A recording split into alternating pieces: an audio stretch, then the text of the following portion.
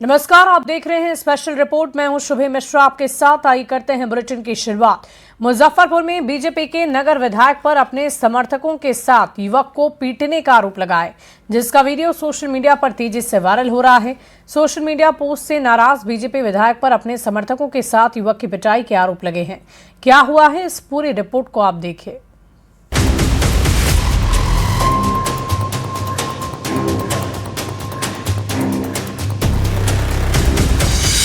Social media पर आलोचना, भड़क उठे विधायक महोदय। सबक सिखाने के लिए लाओ लश्कर के साथ पहुंचे नेताजी। विधायक रंजन कुमार पर मुकुंद कुमार को पीटने का आरोप।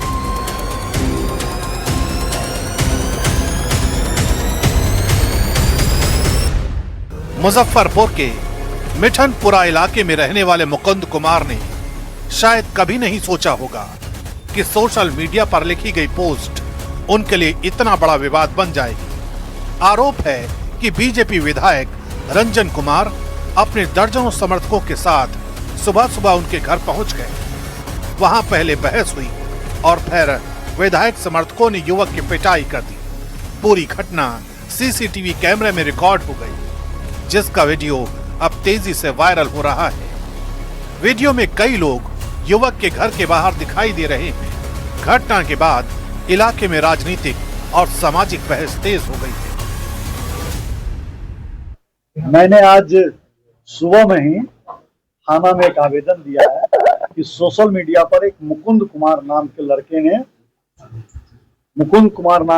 ने हम पर एक व्यक्तिगत आपत्तिजनक पोस्ट किया है, जिसमें उसने और एक दिव्य प्रकाश करके लड़का है, ठाकुर दिव्य प्रकाश, उसने मुझे और शब्द का उसमें इस्तेमाल किया है। मैं इसकी सूचना पुलिस प्रशासन को दे चुका हूं। वहीं बीजेपी विधायक रंजन कुमार ने अपने ऊपर लगे मारपीट के आरोपों से इनकार किया है। विधायक का कहना है कि मुकुंद कुमार और दिव्य प्रकाश पिछले 1 साल से उन्हें लगातार निजी तौर पर टारगेट कर रहे थे। उनके मुताबिक सोशल मीडिया पर मीम बनाकर उन्हें बदनाम किया जा रहा था और हाल ही में उनके लिए आपत्तिजनक शब्दों का इस्तेमाल भी किया गया। विधायक का दावा है कि वो सिर्फ ये पूछने गए थे कि आखिर उनसे इतनी परेशानी क्या है। उन्होंने कहा कि राजनीतिक आलोचना अलग बात है, लेकिन निजी गालियां स्वीकार नहीं की जा सकती। विधायक जी आए लगभग 50-60 आदमी से, उसके बाद में बोलने लगे कि ये तुम मेरे खिलाफ काहे लिखते हो, गाली गलौज करने लगे। हम बोले कि हम तो शहर के समस्या के लिए लिखते हैं, तो तुम मेरे खिलाफ लिखा। हम बोले कि मेरे आपके खिलाफ कोई लिखे हैं तो कोई मर्यादित, चाहे कोई ऐसा शब्द है, चाहे कोई ऐसा फोटो कि आपका हम डाले हैं जिससे आपकी भावना को ठेस पहुँचे। उसी पर विधायक जी उनके साथ और 5-6 आदमी थे। अभिमन्यु तिवारी था, अभिषेक सौरभ था, उसके बाद में उत्कर्ष दीक्षित था, दीपू ठाकुर था, 3-4 आदमी और लोग था। सब लोग हमरा मार के सर फोड़ दिया है। मेरा सोना का चैन था वो भी छीन लिया है, मोबाइल मेरा फोड़ दिया है। मुजफ्फरपुर की ये घटना अब सिर्फ एक मारपीट का मामला नहीं रह गई, बल्कि राजनीति, सोशल मीडिया और अभिव्यक्ति की आजादी के बीच टकराव की तस्वीर बन गई है। एक तरफ विधायक खुद को अपमानित बता रहे हैं, तो दूसरी तरफ युवक दबंगई और डराने धमकाने का आरोप लगा रहा है। लेकिन सबसे बड़ा सवाल यही है कि क्या लोकतंत्र में आलोचना का जवाब बातचीत और कानून से दिया जाएगा या फिर ताकत के प्रदर्शन से? अब सबकी नजर पुलिस जांच पर है, क्योंकि वायरल वीडियो के बाद ये मामला सिर्फ स्थानीय विवाद नहीं, बल्कि बड़ा राजनीतिक मुद्दा बन चुका है। तो पश्चिम बंगाल की सियासत में वो हुआ जिसकी कल्पना तक मुश्किल मानी जा रही थी। 15 साल तक बंगाल की सत्ता पर राज करने वाली ममता बनर्जी की सरकार अब इतिहास बन चुकी है और अब बंगाल में पहली बार बीजेपी का भगवा लहरा गया है। नंदीग्राम से ममता बनर्जी को चुनौती देने वाले और भवानीपुर में उन्हें मात देने वाले शुभेंदु अधिकारी अब पश्चिम बंगाल के नए सीएम बन गए हैं। कोलकाता के ब्रिगेड परेड ग्राउंड में प्रधानमंत्री मोदी की मौजूदगी में शुभेंदु अधिकारी ने मुख्यमंत्री पद की शपथ ली। तो आखिर कैसे बदला बंगाल का सियासी समीकरण और अब बंगाल की राजनीति किस दिशा में आगे बढ़ेगी, देखिए इस स्पेशल रिपोर्ट के जरिए। আমি শুভেন্দু অধিকারী ঈশ্বরের নামে শপথ করিতেছি যে ভারতের সংবিধানের প্রতি আমি অকৃত্রিম নিষ্ঠা ও আনুগত্য পোষণ করিব। পশ্চিমবঙ্গ রাজ্যের মুখ্যমন্ত্রী রূপে আমার কর্তব্যসমূহ নিষ্ঠাপূর্বক এবং বিবেকসম্মতভাবে নির্বাহ করিব। बंगाल में भगवा राज 15 साल बाद बदली सत्ता। शुभेंदु अधिकारी बने मुख्यमंत्री। ममता सरकार का अंत। ब्रिगेड परेड ग्राउंड, हजारों समर्थकों की भीड़। मंच पर प्रधानमंत्री नरेंद्र मोदी, गृह मंत्री अमित शाह, रक्षा मंत्री राजनाथ सिंह और बीजेपी शासित राज्यों के मुख्यमंत्री।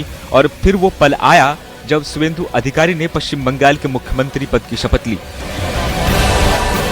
इतिहास इसलिए भी बना क्योंकि पहली बार बंगाल में बीजेपी का मुख्यमंत्री बना है।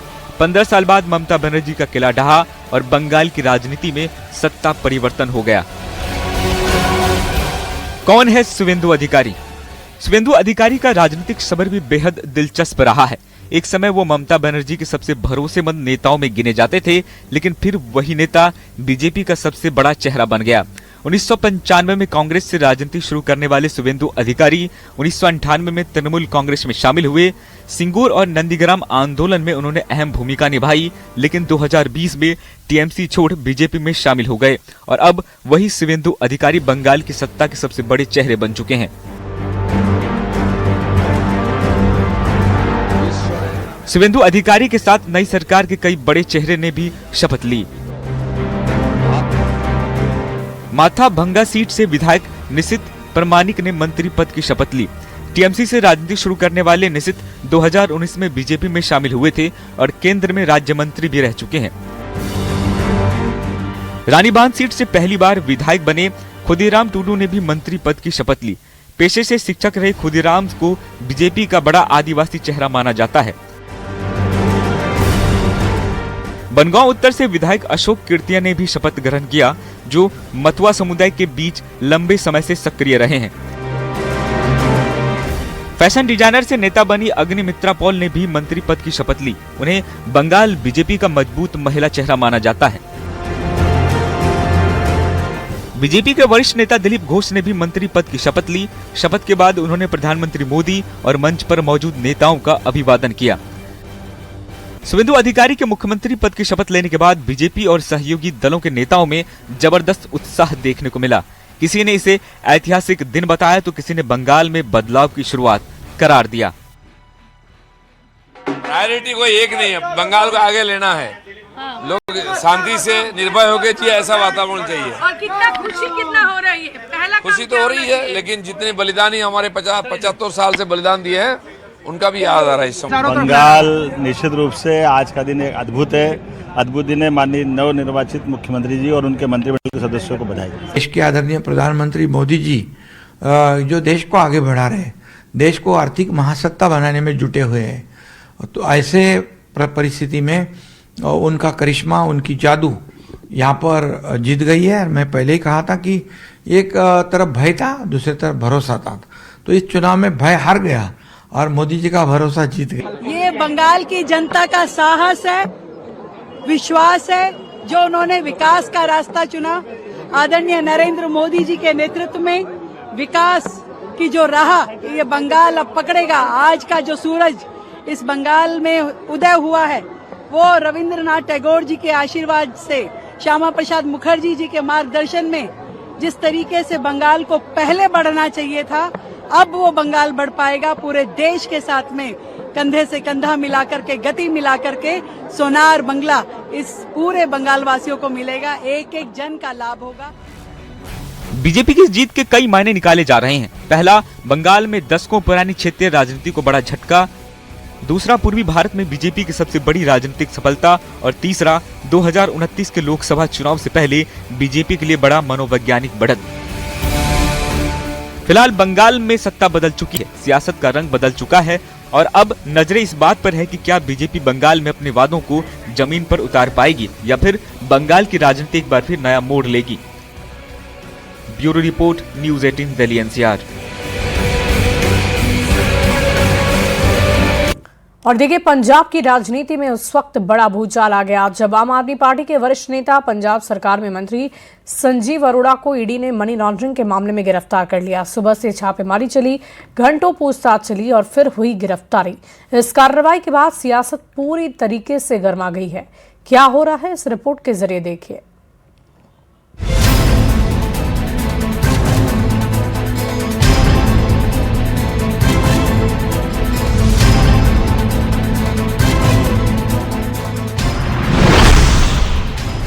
संजीव अरोड़ा को ईडी ने किया गिरफ्तार।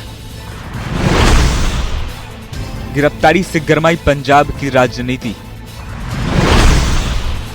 पंजाब के सीएम भगवंत मान का बीजेपी पर वार। न कुछ मिला है न मिलेगा, भगवंत मान। पंजाब सरकार के खिलाफ साजिश, केजरीवाल। सुबह सुबह पंजाब में ईडी की बड़ी कार्रवाई ने सियासी हलचल बढ़ा दी है। ईडी की टीम ने पंजाब सरकार के मंत्री और आप नेता संजीव अरोड़ा से जुड़े कई ठिकानों पर एक साथ छापेमारी शुरू की। दस्तावेज खंगाले गए, इलेक्ट्रॉनिक्स डिवाइस जब्त किए गए और घंटों तक पूछताछ चली। इसके बाद ईडी ने मनी लॉन्ड्रिंग केस में संजीव अरोड़ा को गिरफ्तार कर लिया। केंद्रीय जांच एजेंसी ईडी यानी प्रवर्तन निदेशालय के द्वारा एक बड़ी कार्रवाई को अंजाम देते हुए आखिरकार संजीव अरोड़ा को गिरफ्तार कर लिया गया है। संजीव अरोड़ा की अगर बात करें तो जिस तरह से उनके खिलाफ और उनकी कंपनी के खिलाफ कई महत्वपूर्ण दस्तावेज मिले थे जांच एजेंसी ईडी को जीएसटी के द्वारा काफी महत्वपूर्ण दस्तावेज देते हुए बताया गया था कि दुबई से तकरीबन 100 करोड़ रुपए का एक संदिग्ध लेन देन हुआ है और इस मामले में संजीव अरोड़ा और उनसे जुड़े हुए कुछ कंपनी का जो नाम सामने आया, इस मामले में विस्तार से तफ्तीश की गई और खास तौर पर जीएसटी के द्वारा जो तफ्तीश की गई उसकी तमाम रिपोर्ट्स को जांच एजेंसी ईडी के साथ साझा किया गया। उसी के आधार पर जब जांच एजेंसी ईडी के द्वारा इस मामले पर दुबई से तमाम दस्तावेजों को खंगाला गया तो पता चला कि मोबाइल कंपनी में इन्वेस्टमेंट और मोबाइल कंपनी से जुड़ा हुआ एक संदिग्ध लेन देन जो है वो बकायदा हुआ है और वो तमाम जो दस्तावेजी प्रक्रिया जो हुई है, फर्जी बिल जो बनाया गया है वो दिल्ली स्थित कुछ कंपनियों के नाम पे बनाया गया। लिहाजा दिल्ली के भी कुछ लोकेशन पे सर्च ऑपरेशन की कार्रवाई की गई और 9 मई की सुबह में जिस तरह से 5 लोकेशन पे जो सर्च ऑपरेशन की गई उसमें राजधानी दिल्ली के 2 लोकेशन, इसके साथ चंडीगढ़ और आसपास के इलाके में सर्च ऑपरेशन की गई और उसके बाद तमाम दस्तावेजी प्रक्रियाओं को देखते हुए तमाम दस्तावेज और इलेक्ट्रॉनिक एविडेंस के आधार पर आखिरकार संजीव अरोड़ा को गिरफ्तार कर लिया गया। गिरफ्तारी के बाद उसे दिल्ली लाया जाएगा और दिल्ली स्थित ईडी मुख्यालय में रख करके उसे विस्तार से पूछताछ की जाएगी और कहा जा सकता है कि इस मामले में जैसे जैसे तफ्तीश का दायरा आगे बढ़ेगा कई लोगों की मुश्किलें आने वाले वक्त में बढ़ सकती है। गिरफ्तारी के बाद पंजाब की राजनीति में आरोप प्रत्यारोप का दौर तेज हो गया है। सबसे पहले पंजाब के मुख्यमंत्री भगवंत मान सामने आए। भगवंत मान ने केंद्र सरकार और बीजेपी पर बड़ा हमला बोलते हुए कहा कि बीजेपी विपक्षी नेताओं को डराने के लिए ईडी और सीबीआई जैसी एजेंसियों का इस्तेमाल कर रही है। उधर आम आदमी पार्टी के राष्ट्रीय संयोजक अरविंद केजरीवाल भी इस मुद्दे पर खुलकर सामने आए। केजरीवाल ने इसे पंजाब सरकार के खिलाफ साजिश करार दिया। राजनीतिक गलियारों में इस गिरफ्तारी को लेकर चर्चाओं का दौर तेज हो गया है। विपक्ष का कहना है कि अगर जांच एजेंसियों के पास सबूत है तो कानून अपना काम करेगा, वहीं आप इसे लोकतंत्र और विपक्ष की आवाज दबाने की कोशिश बता रही है। पंजाब को रंगला बनाने का सपना दिखाकर आम आदमी पार्टी ने पंजाब के खजाने को कंगला बनाने का काम किया है और पंजाब के लोगों ने बड़ी उम्मीद के साथ मैंडेट दिया था आम आदमी पार्टी को सरकार चलाने का। मैंडेट सरकार को लूटने का या पंजाब को लूटने का नहीं था। जो अभी जानकारियां आ रही हैं, जिस प्रकार से 21 लाख रुपए की रकम को बैल्कनी से फेंका गया ईडी रेड के दौरान, जो दस्तावेज सामने आ रहे हैं जो बता रहे हैं कि कई 100 करोड़ की राउंड ट्रिपिंग की गई है फंड्स की, वो तो यही दिखाता है कि ये एक बहुत बड़ा बिट्रेल है पंजाब के मैंडेट के साथ। और ये धक्का जो हुआ है ये पंजाबियत के साथ है जो आम आदमी पार्टी ने किया है। अब सबकी नजर इस बात पर टिकी है कि ईडी कोर्ट में क्या सबूत पेश करती है और संजीव अरोड़ा की गिरफ्तारी पंजाब की राजनीति में आगे क्या नया मोड़ लेकर आती है। Bureau report, news 18 Delhi NCR. और झांसी में पुलिस ने ऑनलाइन सट्टा कारोबार का बड़ा खुलासा करते हुए संगठित गिरोह का भंडाफोड़ किया। सीपरी बाजार थाना पुलिस, एसओजी और सर्विलांस टीम की संयुक्त कार्रवाई में करोड़ों रुपए के लेन देन का खुलासा हुआ है। पुलिस ने लाखों की नकदी, मोबाइल फोन, बैंक दस्तावेज और गाड़ी बरामद करते हुए 2 महिलाओं को गिरफ्तार किया। इस स्पेशल रिपोर्ट को आप देखिए।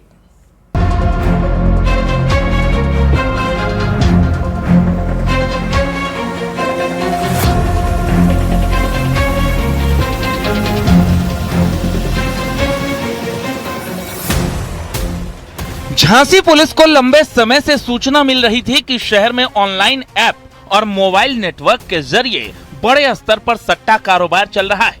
सूचना के आधार पर सीपरी बाजार थाना पुलिस, एसओजी और सर्विलांस टीम ने संयुक्त अभियान चलाकर सट्टा गिरोह का पर्दाफाश कर दिया। पुलिस जांच में करीब 1,72,00,000 रुपए के लेन देन का खुलासा हुआ है। कार्रवाई के दौरान पुलिस ने लगभग 18,92,000 रुपए नकद, कई mobile phone, bank passbook, ATM card, car और बाइक बरामद की है।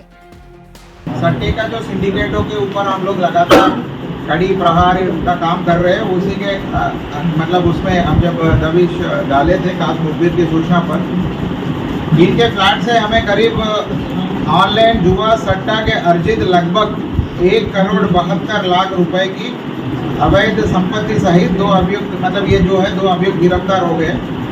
इसमें करीब 1,46,00,000 रुपए, मतलब लगभग इतने लाख रुपए के पीली धातु के बने बिस्किट वो मिले हैं, आभूषण और लगभग 11 लाख रुपए के, मतलब जो बाजार मूल्य है उसके सफेद धातु जो ऑब्वियसली मतलब सिल्वर के वो मिले हैं।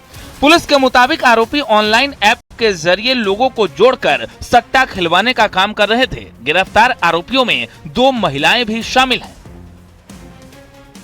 एक और अच्छा सफलता हम लोगों को थाना सीपरी बाजार और हमारे बाकी जो टीम काम कर रही है सट्टे के ऊपर, उनको अच्छा एक सफलता प्राप्त हुई है। बेसिकली जब हम लोगों ने एक रॉयल सिटी के फ्लैट एलएस में खास मुखबिर की सूचना पर जब चेकिंग किया है तो वहाँ पर 2 लोग हमें मिले हैं। एक निशा खान पुत्री रशीद खान, उम्र करीब 32 वर्ष, दिवाली मोहल्ला शास्त्री नगर, नगरा, थाना प्रेमनगर, झांसी की है। यशस्वी द्विवेदी पुत्री देवेंद्र द्विवेदी, उम्र करीब 24 वर्ष, निवासी मकान नंबर 366, चनियापुरा, थाना कोतवाली, जनपद झांसी। इन दोनों को हम लोगों ने गिरफ्तार कर लिया है। फिलहाल पुलिस ने सभी आरोपियों के खिलाफ संबंधित धाराओं में मुकदमा दर्ज कर लिया है और पूरे नेटवर्क की गहनता से जांच की जा रही है। Bureau report, news 18। में बढ़ती गर्मी और लू के खतरे को देखते हुए राजधानी में इस बार एक बड़ा इंतजाम किया गया है। सरकार ने हीट वेव एक्शन प्लान 2026 के तहत अलग अलग इलाकों में कूलिंग जोन शुरू किए हैं, जहां लोगों को तेज धूप, भीषण गर्मी से राहत दी जाएगी। पुरानी दिल्ली के जामा मस्जिद मेट्रो स्टेशन के पास भी ऐसी ही एक कूलिंग जोन की व्यवस्था की गई है, जहां आम लोगों को मुफ्त में ठंडा पानी, ORS और प्राथमिक चिकित्सा की सुविधा दी जा रही है। इस रिपोर्ट को देखिए।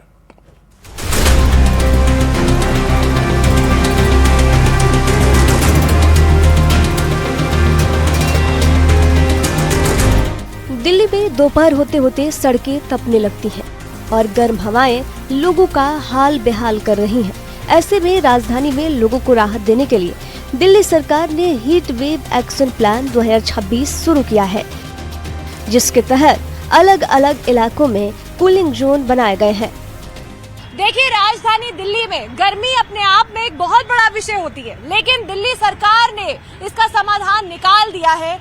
इस समय हमारी मौजूदगी जामा मस्जिद मेट्रो स्टेशन के बाहर है, जहां सीधी तस्वीरें कूलिंग जोन की हम आपको दिखा रहे हैं। हीट वेव मास्टर प्लान जो सरकार ने, दिल्ली की सरकार ने मुख्यमंत्री रेखा गुप्ता के नेतृत्व में निकाला है, उसका जीता जागता सबूत हम आपको दिखा रहे हैं कि कैसे चिलचिलाती गर्मी में यहाँ पर लोगों का हुजूम है। कूलिंग जोन के अंदर चलेंगे और आपको बताएं कि यहाँ पर सुविधाएं दी जा रही है अलग अलग। पुरानी दिल्ली के जामा मस्जिद मेट्रो स्टेशन के पास तैयार किए गए इस कूलिंग जोन में करीब 100 लोगों के बैठने की व्यवस्था की गई है। यहाँ 10 बड़े कूलर लगाए गए हैं ताकि तापमान कम रखा जा सके। लोगों को मुफ्त ORS, ठंडा पानी और प्राथमिक चिकित्सा सुविधाएं भी दी जा रही हैं।